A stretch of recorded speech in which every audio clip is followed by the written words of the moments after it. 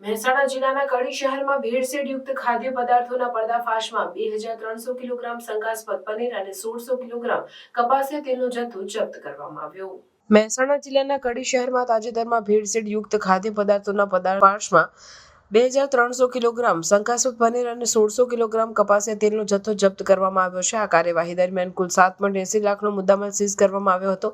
કેશરી food પ્રોડક્ટ્સમાંથી પનીરનો જથ્થો કબજે કરવામાં આવ્યો હતો, જ્યાં તપાસ દરમિયાન ફૂડ એડિબલ વેજીટેબલ ફેટનો ઉપયોગ કરીને પનીરનું ઉત્પાદન થતું હોવાનું સામે આવ્યું હતું। ધરતી ઇન્ડસ્ટ્રીઝમાંથી 1600 કિલોગ્રામ શંકાસ્પદ કપાસિયા તેલનો જથ્થો પણ કબજે કરવામાં આવ્યો હતો। ખાદ્ય પદાર્થોમાં ભેળસેળનું દૂષણ ગુજરાતમાં વ્યાપક છે। સુરત અને રાજકોટ સહિત રાજ્યના અનેક શહેરોમાં પનીર, ચીઝ, માયોનીઝ, આઈસ્ક્રીમ, મસાલા જેવી વસ્તુઓના સેમ્પલ લેબોરેટરી ટેસ્ટમાં નિષ્ફળ રહ્યા છે।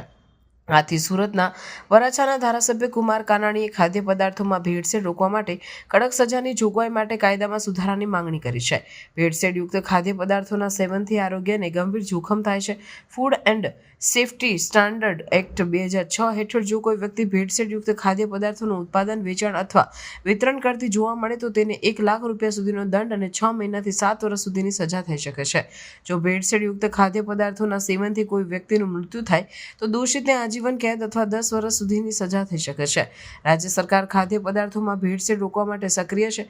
મુખ્યમંત્રી ભૂપેન્દ્ર પટેલે તહેવારોના સમયગાળા દરમિયાન ભેળસેળિયા તત્વો સામે કડક કાર્યવાહી કરવા ફૂડ એન્ડ ડ્રગ્સ વિભાગને આદેશ આપ્યો છે। આ ડ્રાઈવ માત્ર તહેવાર પૂરતી નહીં પરંતુ નિયમિત રીતે ચલાવવામાં આવશે, જેમ ખાદ્ય પદાર્થોમાં ભેળસેળ કરનાર વેપારીઓ કાયદાથી છૂટી ન શકે।